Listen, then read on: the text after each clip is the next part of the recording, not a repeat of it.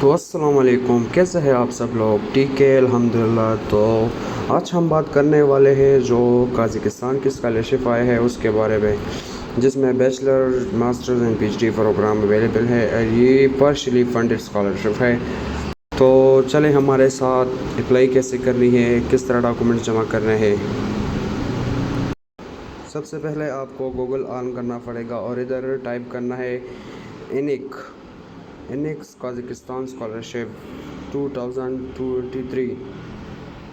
जब आप इस पर क्लिक करेंगे तो थोड़ा लोडिंग हो जाएगा। इसके बाद आप नीचे आ जाएंगे और ये जो Kazakhstan scholarship for international student है इस पर क्लिक करेंगे। जब आप इस पर क्लिक करेंगे तो थोड़ा लोडिंग हो जाएगा। लोडिंग होने के बाद आपको एक वेब पेज ओपन हो जाएगा जिसमें आपको मुख्तलिफ़ किस्म के डॉक्यूमेंट्स जमा करने होंगे। तो सबसे पहले हम बात करते हैं Kazakhstan scholarship for international students, जिसमें masters bachelors and PhD program है। ये 550 स्कॉलरशिप्स अवेलेबल है, अपॉर्चुनिटीज़ है स्टूडेंट्स के लिए। तो सबसे पहले हम नीचे आ जाते हैं।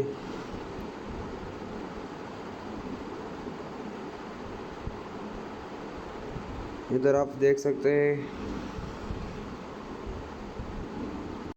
इसमें जो है बैचलर्स 490 एंड मास्टर्स के लिए जो है 50 एंड पीएचडी के लिए 10 स्कॉलरशिप अवेलेबल हैं।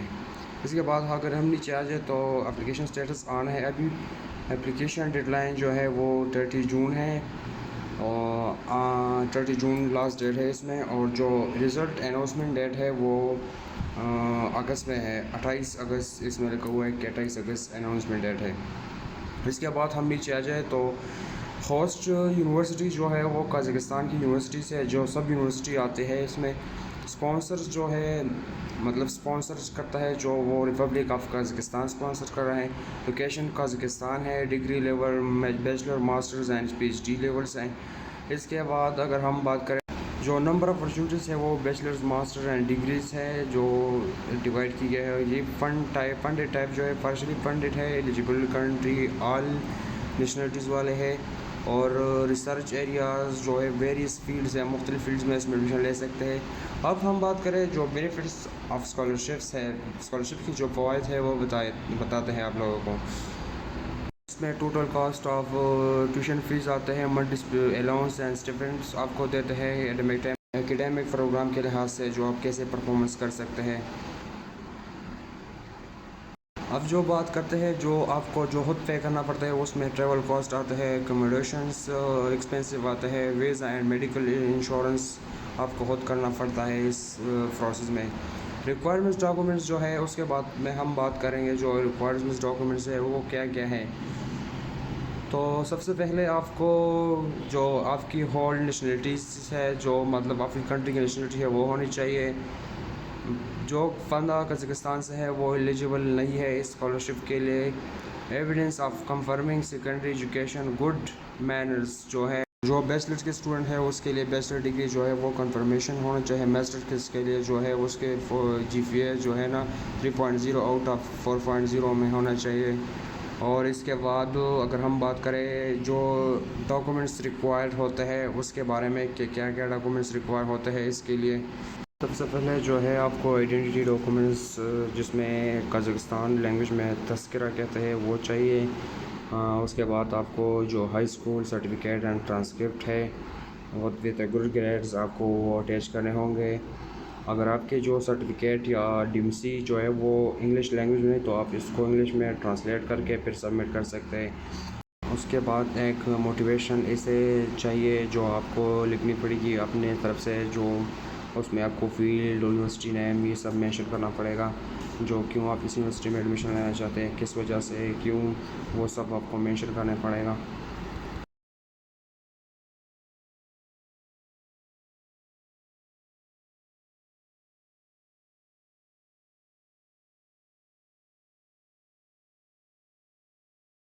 आफ्टर डेट आपको एक रिकमेंडेशन लेटर चाहिए जो आपकी प्रीवियस एजुकेशन यूनिवर्सिटी और कॉलेज जो भी हो उसकी तरफ से आपको मिल सकता है। आप उधर जाए और उसे कहे कि हमें रिकमेंडेशन लेटर चाहिए, वो आपको देगा। और आखिरी में जो सबसे ज़रूरी चीज़ है वो है मेडिकल सर्टिफिकेट। आपको ज़रूर चाहिए, जो उसमें आप HIV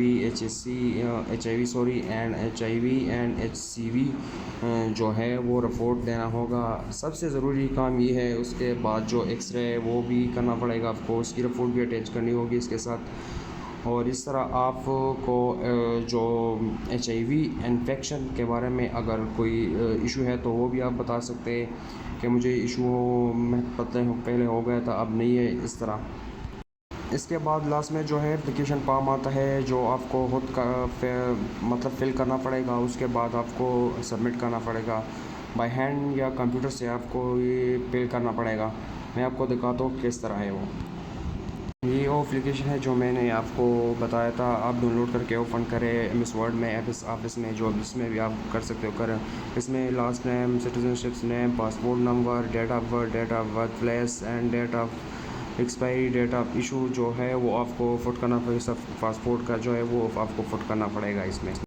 इसके अलावा ये दूसरा पोर्शन है इस फॉर्म का, जिसमें आपको एड्रेस पुट करना होगा, phone number, email, place of work, अगर आप काम करते हो तो year of graduation from the last education, name of the previous educational institution and its location. आपको जो आपकी आखिरी जो एजुकेशन है उसका एड्रेस पुट करना होगा। डिग्री जो आपने लास्ट कौन सी डिग्री है, अगर आप बैचलर किया है या higher education, bachelor secondary education किए है, FSC मीन वो किए हैं। इसके नीचे अगर आप मास्टर किया है तो PhD के लिए अप्लाई कर सकते हैं। इस तरह आपको टिक मार्क करना पड़ेगा। इसके बाद अगर आइलेट्स की बात करें तो इसके लिए कोई आइलेट्स रिक्वायर्ड नहीं है, आपको जस्ट इंग्लिश प्रोफिशिएंसी सर्टिफिकेट चाहिए, जो आपने प्रीवियस एजुकेशन सेंटर से लेना है, जिसमें मैंने आपको पहले ही बताया कि recommendation letter and English proficiency certificate जो है आप अपनी प्रीवियस एजुकेशन सेंटर जो है आपने कॉलेज में FSC के हो तो उससे ले सकते हैं, यूनिवर्सिटी में सो आप बैचलर के तो उससे ले सकते हैं। आप इनके साथ जमा कर सकते। इंग्लिश प्रोफिशिएंसी सर्टिफिकेट आपको लिए ज़रूर है। नो आइलेट्स रिक्वायर्ड इसके लिए नहीं है। मैं आपको फिर बता रहा हूँ कि आइलेट्स रिक्वायर्ड नहीं है। आइलेट्स रिक्वायर्ड है PhD प्रोग्राम के लिए, उसके लिए रिक्वायर्ड है, बैचलर्स के लिए एंड मास्टर्स के लिए नहीं रिक्वायर्ड। सो आप अपना प्रोफेशनल सर्टिफिकेट ले सकते हैं प्रीवियस एजुकेशन सेंटर से, वो सबमिट कर सकते हैं डॉक्यूमेंट्स के साथ। इसके बाद आप जिस प्रोग्राम के लिए अप्लाई करना चाहते हैं वो सेलेक्ट करें, the level of education, bachelor, masters and PhD, the chosen university, जो आपने यूनिवर्सिटी चूज़ किया है वो यूनिवर्सिटी, और जो स्पेशलिटी एजुकेशन प्रोग्राम है वो, और उसके कोड जो हैं वो आपको डायल करना पड़ेगा इधर। जो लैंग्वेज ऑफ इंस्ट्रक्शन है वो इंग्लिश, मतलब इंग्लिश लैंग्वेज में है ये प्रोग्राम, तो इंग्लिश लिखे। कज़ाक में है तो कज़ाक, अगर और लैंग्वेज में है तो वो लैंग्वेज डालें, और आखिर में आप अपना सिग्नेचर करके सबमिट कर सकते हैं डॉक्यूमेंट के साथ। और ये जो यूनिवर्सिटी के जो यूनिवर्सिटी जो प्रोग्राम और यूनिवर्सिटी कैसे चूज़ करें, तो इसके लिए वेबसाइट में एक फ़ाइल मौजूद है, आप उसको डाउनलोड करें, वहाँ से आपको सब मालूम हो जाएगा कि यूनिवर्सिटी में कौन प्रोग्राम मौजूद है। ये भी पता चल जाएगा किस यूनिवर्सिटी में कौन सा प्रोग्राम अवेलेबल है, और इसके कोड्स जो है वो क्या है, वो आपको एप्लीकेशन में जो एप्लीकेशन है वो उसमें फिल करके सबमिट कर सकते हैं आप। इस तरह अगर आप नीचे आ जाए तो जो लिस्ट ऑफ पार्टिसिपेटिंग यूनिवर्सिटी जो है, जिस यूनिवर्सिटी में शमूलियत कर सकते हो, तो ये सब के बहुत ज़्यादा यूनिवर्सिटी है। आप जिसमें भी एडमिशन लेना चाहते हैं तो उसके बारे में गूगल में सर्च करके मालूमात कर सकते हैं, और उसमें जो फील्ड्स अवेलेबल है उसके बारे में भी। तो अब आते हैं अप्लाई की तरफ, जो अप्लाई कैसे कर सकते हैं। तो ये जो अप्लाई नो है, इस पर आप क्लिक कर सकते हैं। अप्लाई पर क्लिक करने के बाद आपको इस तरह एक वेबसाइट खुल जाएगा, जिसमें आपको लिखा होगा सबमिशन ऑफ डॉक्यूमेंट्स, लॉगिन, और list of universities and education program, bachelor, master and PhD, ये सब मालूमात आपको मिल जाएगा। यहाँ से आपको बस यहाँ से आपको अपनी अप्लाई स्टार्ट करनी चाहिए। जो डॉक्यूमेंट्स वो रिक्वायर्ड है वो आप सबमिट कर सकते हैं। क्या क्या चीज़ रिक्वायर्ड है ये सब आसानी से आपको मिल जाएंगे, आसानी से आप अप्लाई कर सकते हैं। मैं अप्लाई का तरीका बता सकता था, लेकिन ये मेरा जो नेटवर्क है वो भी स्लो है और कंप्यूटर का भी मसला है। तो इंशाल्लाह बहुत आसान अप्लाई है, बहुत आसान, आप खुद कर सकते हैं, अपने आप से ट्राई करें। कोई इशू है तो कमेंट्स में मुझे कहे। अल्लाह हाफिज़।